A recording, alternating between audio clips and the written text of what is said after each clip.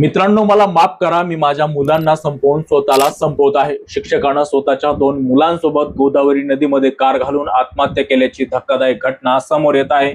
व्हॉट्सअपवर स्टेटस ठेवत शिक्षकानं वरिष्ठांवरती गंभीर आरोप केले आहेत. घडलेल्या प्रकारानंतर सर्वत्र खळबळ माजलेली आहे. ही घटना कशी घडली, शिक्षकाच्या आत्महत्येच्या मागचं कारण नेमकं काय आहे, समजून घेऊया त्या व्हिडिओच्या माध्यमातून. समोर दिसणारी व्यक्ती उत्तम दिसत असली तरी त्या व्यक्तीच्या मनामध्ये काय सुरू आहे हे ओळखणं फार कठीण असतं. असंच काही एका शिक्षकासोबत घडलं आहे. अखेर वरिष्ठाकडून सतत होणाऱ्या त्रासाला कंटाळून शिक्षकानं स्वतःला तर संपवलं, पण स्वतःच्या 2 निष्पाप मुलांचं आयुष्य देखील सोबत संपवलं आहे. शिक्षकानं व्हॉट्सअपवरती स्टेटस ठेवत स्वतःचा आणि 2 मुलांचा अंत केला आहे.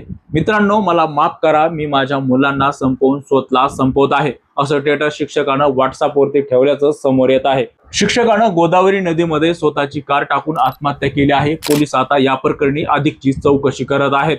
वरिष्ठांना जबाबदार ठरवून मुलांसह स्वतःच्या आयुष्याचा अंत करणाऱ्या शिक्षकाचं नाव सुनील मोरे असं आहे. सुनील मोरे हे मूळचे भोकर तालुक्यातील बेबर गावचे राहणारे होते.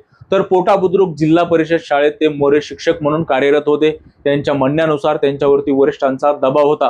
अशा सुनील मोरे यांनी मुदखेडा तालुक्यातील पुणेगाव परिसरातील आमदुरा घाटावरून कार गोदावरी नदीच्या पात्रात वेगानं टाकून टोकाचं पाऊल उचललेलं आहे. या घटनेमध्ये शिक्षक सुनील मोरे यांचं निधन झालं असून मुलगी सारा आणि मुलगा सुमित यांचा देखील मृत्यू झाला आहे. धक्कादायक गोष्ट म्हणजे स्वतःचं आयुष्य संपवण्यापूर्वी सुनील मोरे यांनी व्हॉट्सअपवरती स्टेटस ठेवलं होतं. त्या स्टेटसमध्ये त्यांनी हातगावचे गट शिक्षण अधिकारी आणि केंद्र प्रमुख यांच्याकडून सतत होत असलेल्या मानसिक जाचाला कंटाळून टोकाचं पाऊल उचलत आहे असं लिहिलेलं आहे. या घटनेनं संपूर्ण महाराष्ट्र हादरलाय.